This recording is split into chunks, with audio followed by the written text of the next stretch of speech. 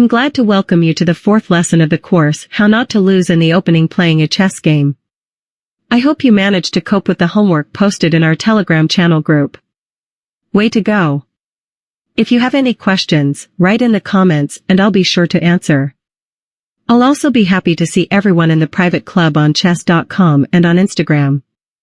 To everyone who is already with us, thank you so much. Now let's move on. Today I'm starting a series of lessons about open games. And the first opening I will talk about is an opening with a great history, called the Scotch game. This opening got its name after a correspondence game played in 1824 between chess players from Edinburgh and London. The game, as you have probably already guessed, was won by the Scots.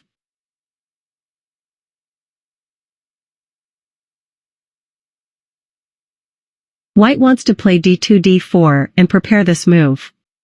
If we play immediately d2 d4, then after ed queen d4 knight c6, black develops knight with tempo and the position looks less attractive.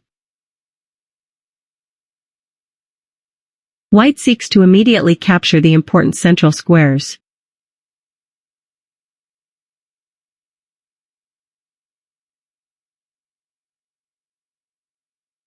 White has another, gambit move bishop on c4, but we will talk about the Scotch gambit in other lectures. Next comes a series of natural developing moves for both white and black. Intuitively, always try to develop faster pieces of the flank where they are going to castling the king. Black puts pressure on the pawn e4, so white must react. After this move, white cannot keep the dominance in the center.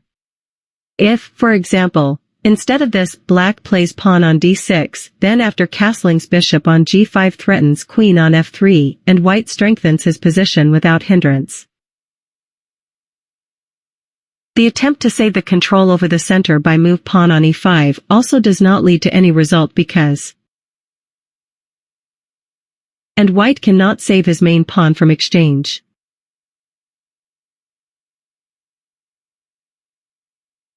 The result is a position of dynamic balance, where both sides have good opportunities. Usually white tries to attack on the king side, and black seeks initiative in the center and on the queen side. For the sake of example, let us analyze a game to better understand the ideas and plans of both sides. The game was played between the two world champions Alekhin and Lasker in Moscow in 1924. Black strengthened his position in the center and developed the bishop all according to plan. It would be a mistake to move bishop on e7 because of with an obvious advantage of white. Let's consider an approximate variant.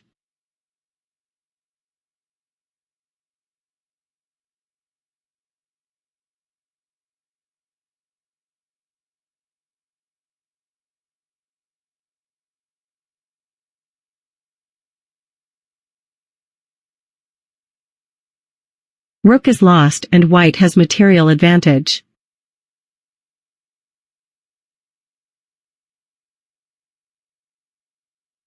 It seemed that white has a great combination after bishop on f6 queen on f6 knight on d5, but there is an unexpected move rook f on d8 and black escapes from mate and keeps material advantage. This move with the idea to create pressure on the knight f6. As we know, rooks like open lines, and it is important to put them on them to participate in the game and control more squares. And here we have to tell an important detail. When this game was played, Lasker was already world champion, and Alekhin was lucky to draw with him, so Alekhin simply forced this result. Black has no choice, one has to accept sacrifices.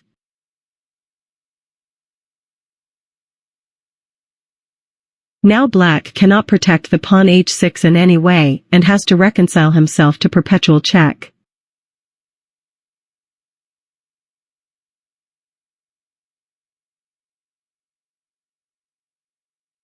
If we return to the position before the move pawn on h6, then to further struggle led rook on b8. As I said, white tries to play on the king side, black on the queen side and center.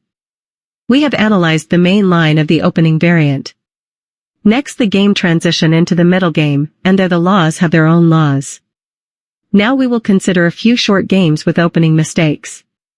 Let's understand why they are mistakes and why it is not worth to play like this and, respectively, if your opponent makes them, how to punish him and win quickly.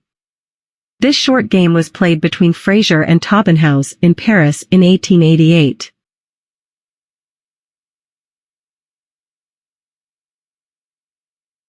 We already know that here the main move is knight on f6, also, there is a move of bishop on c5. But black chose another continuation, queen on h4, with an attack on pawn e4. This is a mistake, it was necessary to play bishop on b4.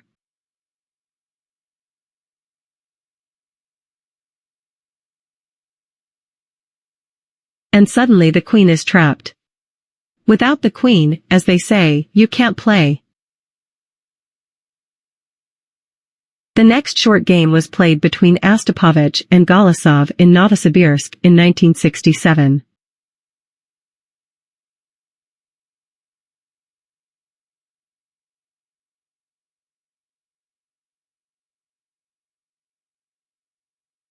We know that more energetic for black is the bishop on b4.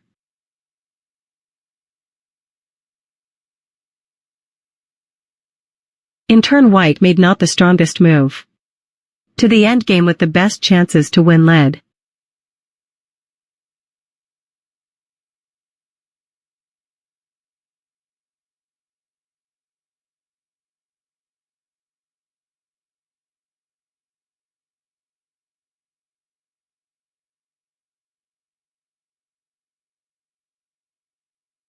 Black made a mistake. Equality gave a simple move, pawn on d6.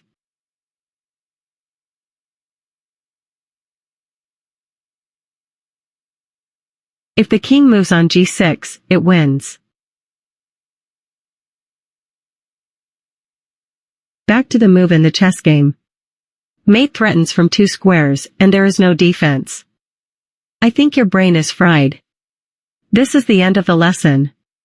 In turn, I propose to start a marathon of games with opening mistakes in the Scotch game. This will allow you to get a better idea of the opening, and understand how you can win in it quickly if your opponent allows it.